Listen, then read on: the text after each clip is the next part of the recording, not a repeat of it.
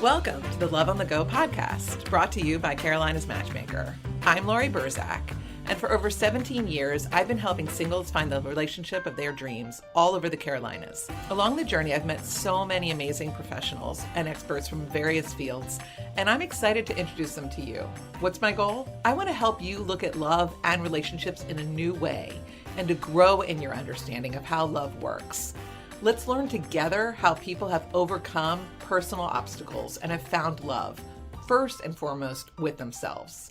The ultimate goal is realizing that you are worthy and deserving of love. Let's get started. All righty. Well, today I am speaking to Morgan Conroy, and she is the content and creator and consultant between at A Slice of Charlotte. And she has over 12 plus years of experience in marketing and events. Welcome, Morgan. Thank you for having me. So excited to be here. So Morgan and I recently met through friends at an event at the People's Market. And I loved what she put together in terms of her little reel. And I reached out to her and we connected, and then we met again in person over the weekend and at the Dean's List birthday party, her 8-year birthday party. And Morgan is just one of those people that's really dynamic, extremely down to earth, and has a lot to talk about in terms of great date spots in Charlotte. And I want to just talk to you about you personally. I know that you're single. So tell us a little bit, fill us in on your age and your single status and that kind of thing. And then we'll get into it. Sure, absolutely. So I'm Morgan, also known as Slice of CLT in Charlotte.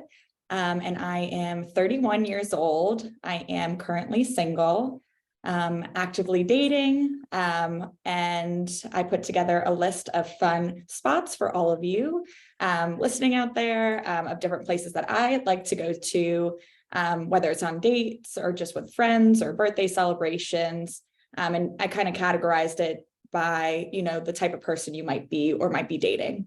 Yes, I love it. Okay, so for a first date spot in Charlotte, yes, what do you recommend?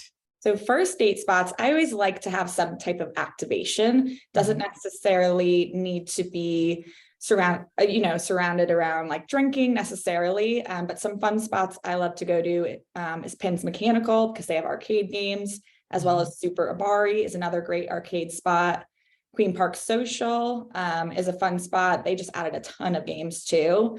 Optimist Hall, I feel like I've been on a couple first dates there. There's just so much to do and a lot for everyone, which is amazing. Just between all the food cuisines that they have there. And then there's also El Thrifty, the Mexican cuisine that's there. And they have like shuffleboard and pinball there as well.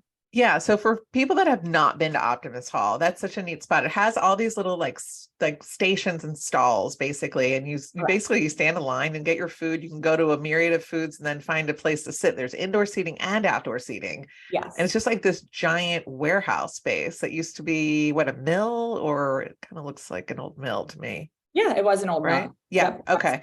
So that's what it is. And it's just got a really cool vibe to it. And I've been to Super Abari. That is so fun. Yeah, it's just very retro, old school kind of feeling in there. So it's interesting that you brought up this list because I've had clients in the past that are like men who are like a little nervous going on a first date. They don't want to sit like across a table from somebody. And sometimes they honestly don't want to go to a brewery or just a bar.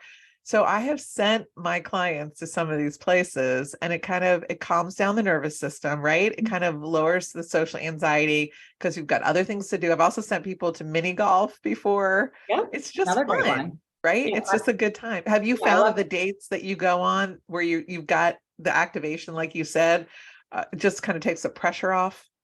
Yeah. And I'm just like a lighthearted, fun individual too.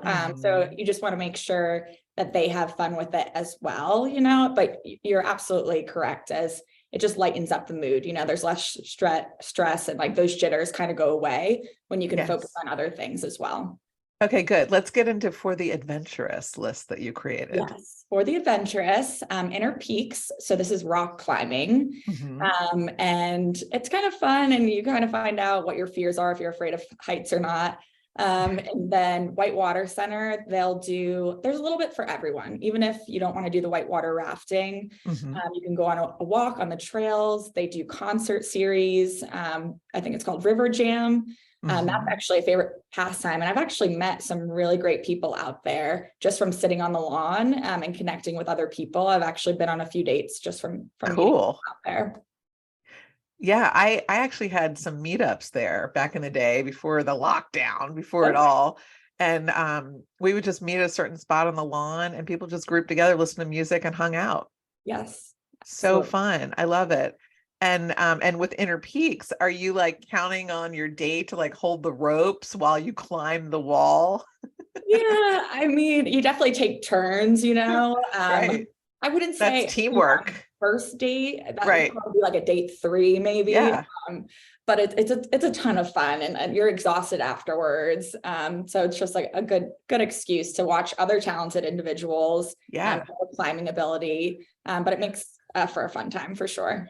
I love that. And then Charlotte Joyride bikes. I haven't heard of that. You put that on your list. What is that? So that is, you can just rent bicycles throughout the city. So I know I think that's more of like an electric one on the list. It used to be city bikes, but I think the name's changed a couple of times. Oh, okay. But you can go to Freedom Park and just ride bicycles. So that's what I've done that with friends that have come in town just so they could explore the city. That is a great idea. I love that. And then there's always bowling. Yeah, there's a ton of bowling in Charlotte. Pin House, actually, they have duck pin bowling as well as pins mechanical, but then there's also your classic AMF bowling. Yeah. Which I don't know. My mom grew up doing a bowling league, so it's just something that I love to do too. That is so cute. Plus there's the one on Montford, right?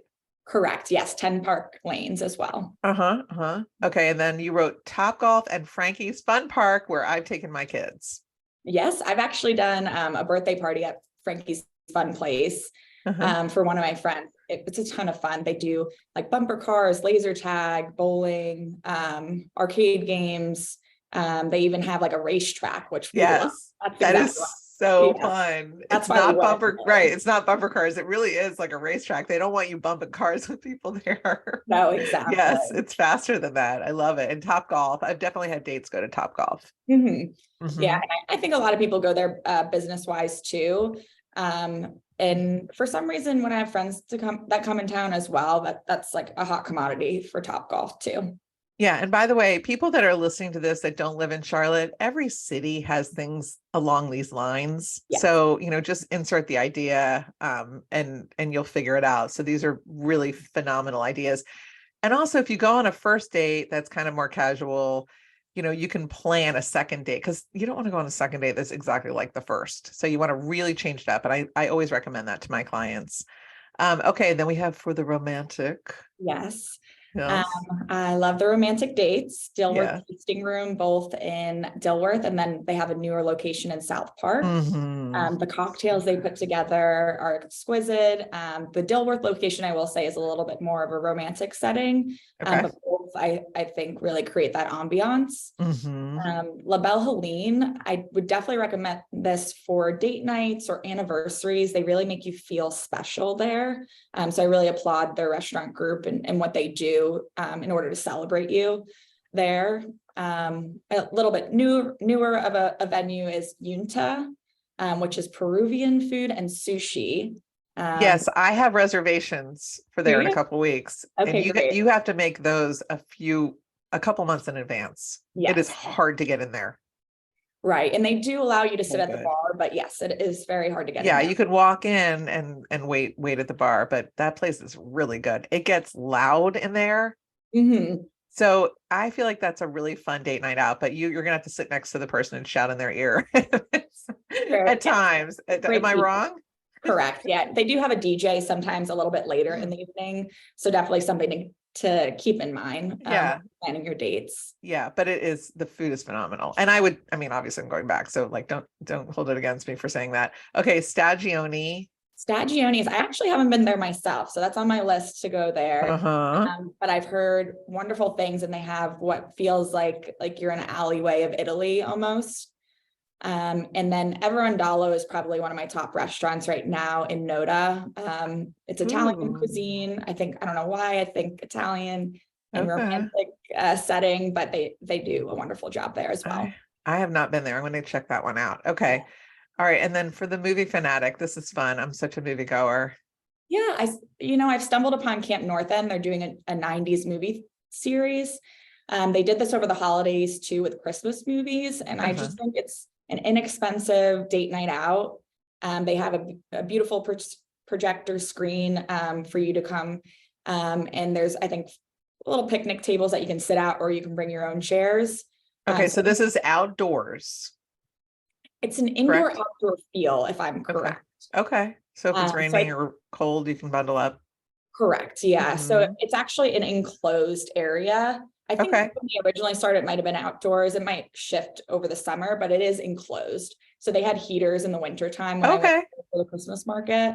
I love that. So yeah, definitely check that out. And then your classic movie theater, wherever you are. Mark I like because they do dinner as well. So I don't suggest movies for the first date, obviously. Maybe not even for a second date, but for a third date, it's so fun to like go to the movies and kind of, it's sort of an old school, like, are they going to hold my hand? Are they going to put their arm around my shoulders? It's a very kind of a fun, flirty thing to do on a date in the early days. Yes, absolutely. So fun. Love it. There's so many people that are movie fanatics out there, so you get to learn a little bit more about them as well. Totally. All right, for the cooks. Yes, our cooks and our creatives. So Sweet Spot Studio. I've taken a few of their classes. They're actually popping up at breweries now. So I did like a cookie decorating class more recently, and there was a ton of couples there just having a fun date night. Chef Alyssa's, as well as the Foodie School in Fort Mill, they do more more skilled cooking classes as well. That's great. And my friend Meryl Hunt, she owns Connecting Kitchen. Okay. She does Zoom classes, which is fun. You can add that to your list. Yeah, I'll send you her info. And she's starting to do some larger groups. She caters and whatnot as well. Okay, for the arts and museum lovers. So recently I stumbled upon Improv with Hugs. So they're an improv group, and they are popping up. They've been at the People's Market. They were over at Birdsong the other day. It's fun, interactive. So definitely recommend that for some good laughs. That's great. Science on the Rocks is back. So that is at Discovery Place. It's an adult, kind of 21 and older event as well in the evenings. So they do it once a month right now. What do they do for that? It's a ticketed event. I think they switched it up this past year. Previously when I went, it's just kind of you can drink while you're there and kind of experience all that the museum has to offer. That's fun. Right, but there's no kids allowed. So right, even better. Right. I love that. I should do a philanthropy dating event there. Definitely. Yeah, that would be so fun. Raise some money and get some singles together. Okay.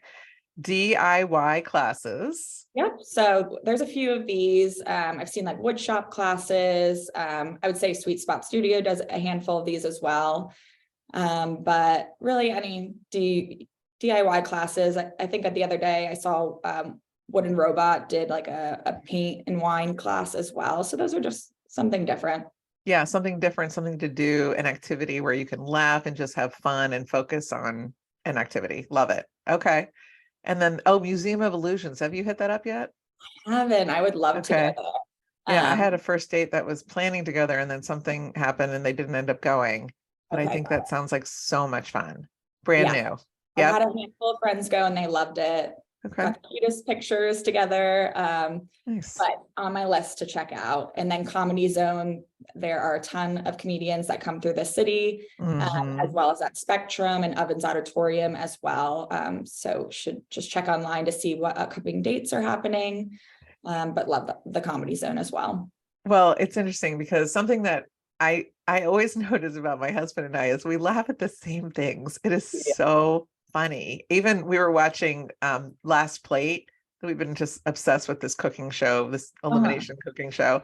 And literally whatever we laugh at, it's exactly the same thing. It's so Right. funny. It is so important to have a shared sense of humor, even if somebody isn't funny or is funny, even if you laugh at the same things, that can really bring you together. So Comedy Zone, love it. So Yeah. fun. That's All something right. I look forward to, is like the banter and the sarcasm. Yeah, I think that's a great way to figure that out. exactly. Mhm. Exactly. And for the music fans, this would be me.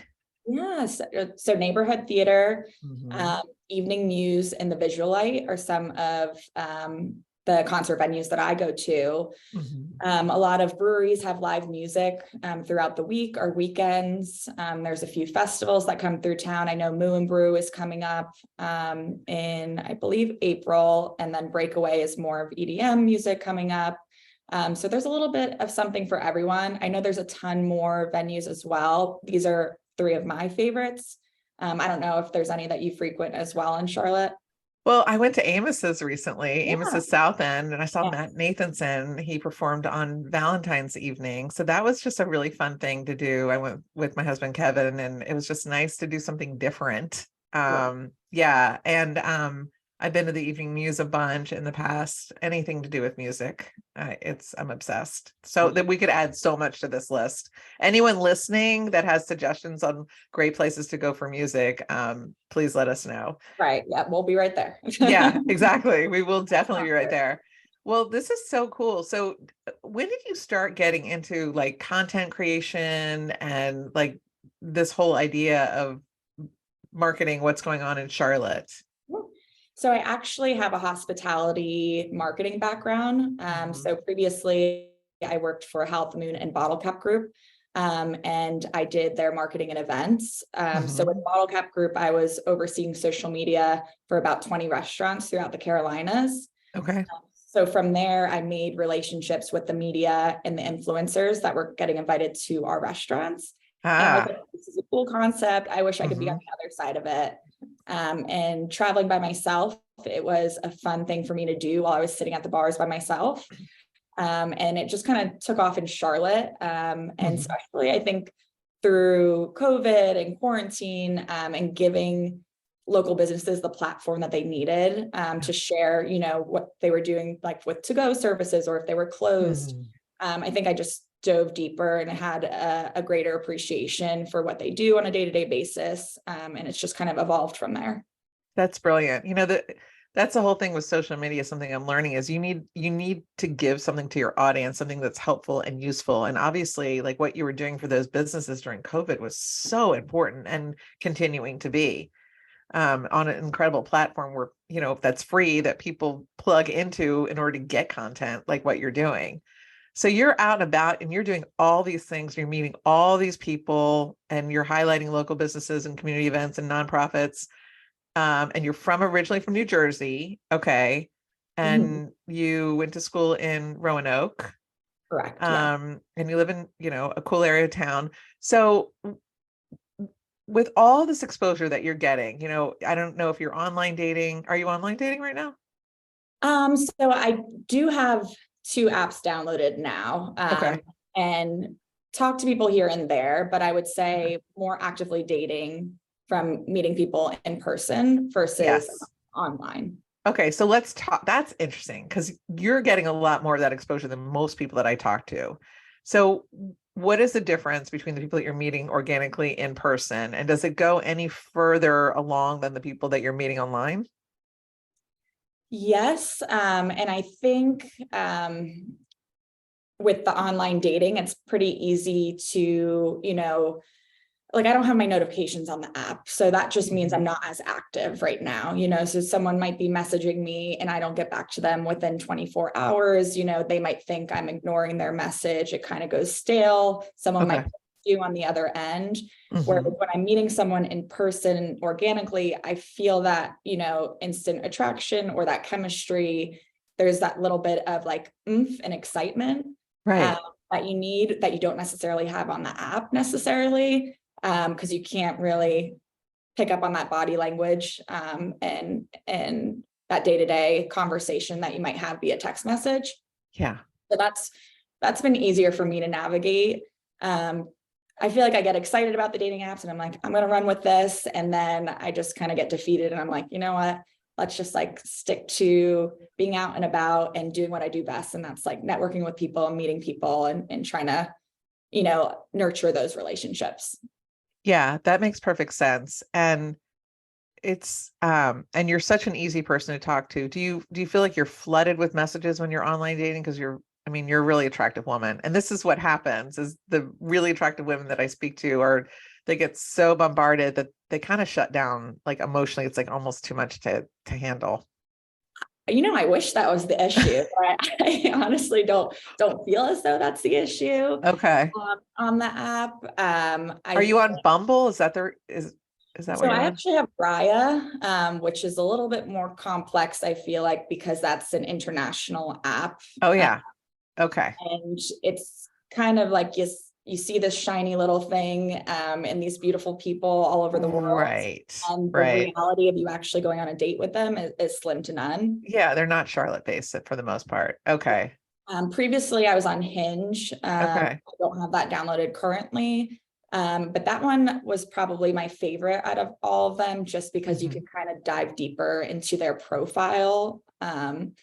I've heard more recently, I think Tinder is a really great app, but I'm not on Bumble. I have been like in my early 20s. I was on Bumble when it first came out. Okay. And Match, you ever try Match?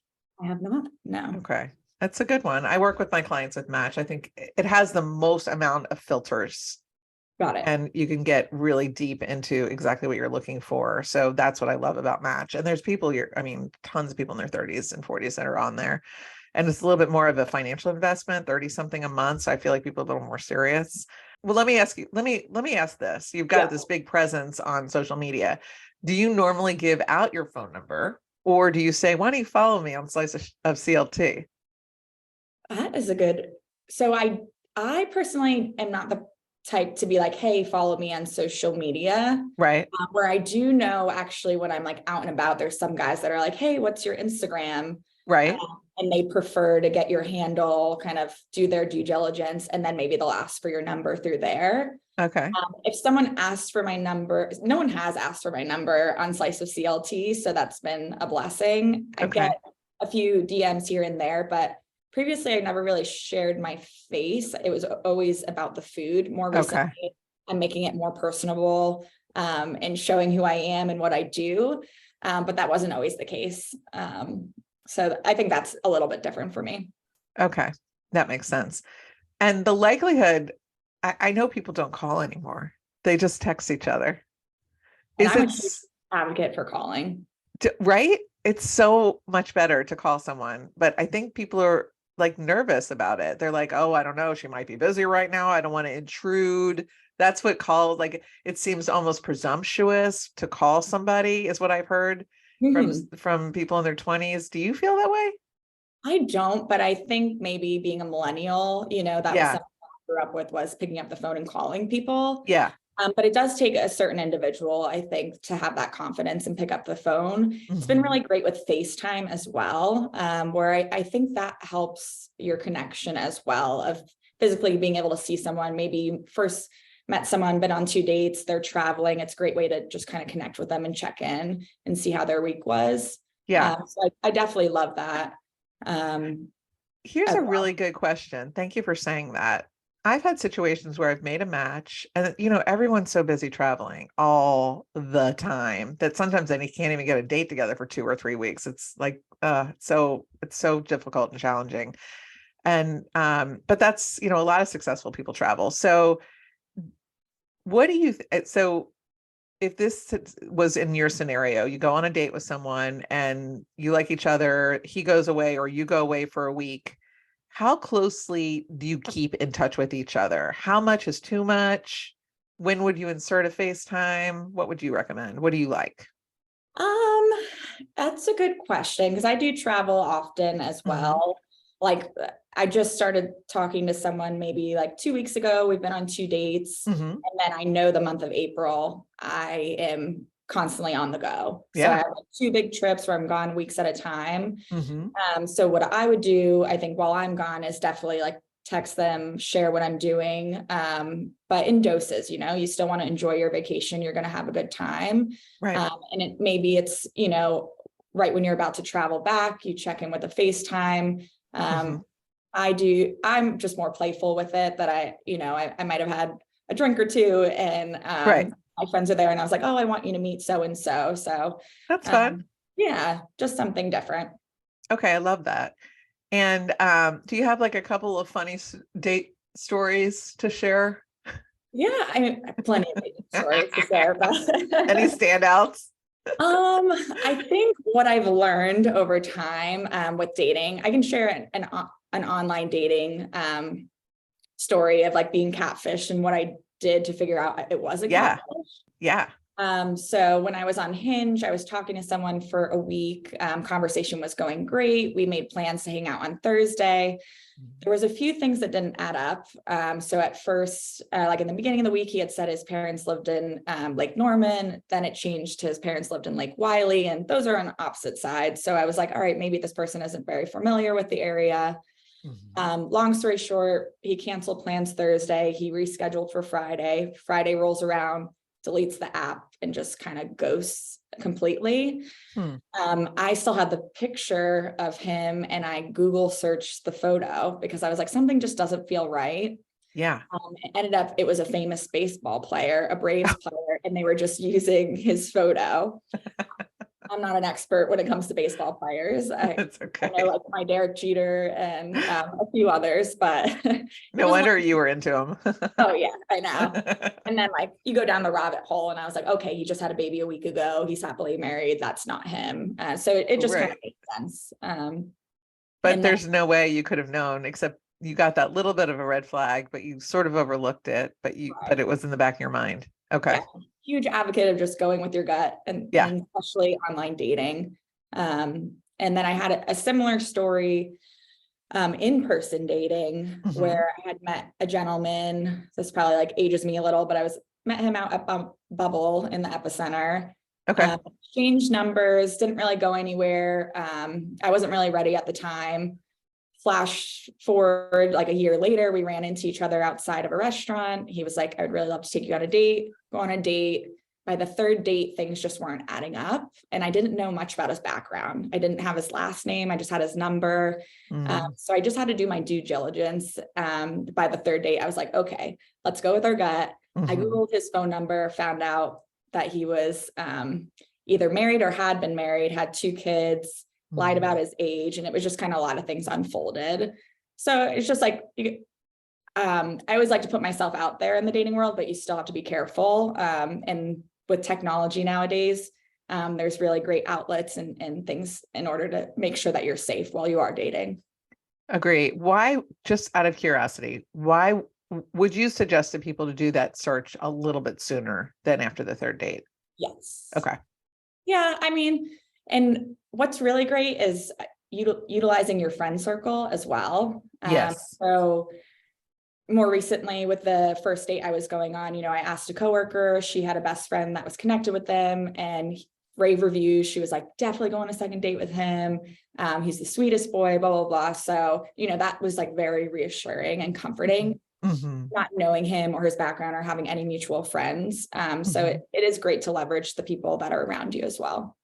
Agree. And what would you say that you're really looking for in someone? What kind of relationship are you looking for? And I feel like that question has always been such a challenge for me, but I've dove deeper into like who I am and what I want. And I think that just comes with age and with grace. But just genuinely someone that I want to share my experiences with throughout life. I'm very independent, so I would look for someone that's independent as well. But loyalty is important to me. And obviously I'm a social butterfly. I am out and about all the time. So someone that likes to spend time with friends and surround themselves with family and friends as well.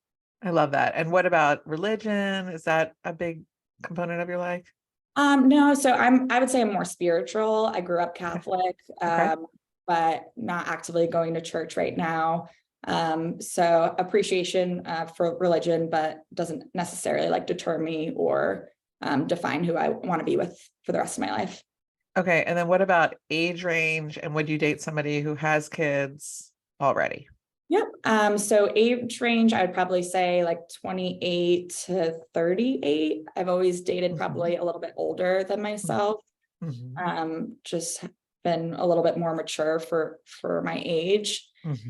And then, sorry, what was the other question? Would you date someone that has kids? Oh, yeah, I'm definitely open to it. I think I would love to have children of my own. And, that would be something that I would be open to. Obviously, I would date to understand the individual, and then the kids would come into the picture later. Absolutely. Well, wonderful. Well, if anyone listening is potentially interested in meeting Morgan, let me know. We can make the connection. Tell us where people can find you, and then if you have a favorite charity. Yeah, absolutely. So at Slice of CLT is my Instagram handle. And you can find me there on Instagram, on TikTok, and favorite charity. That is a great question.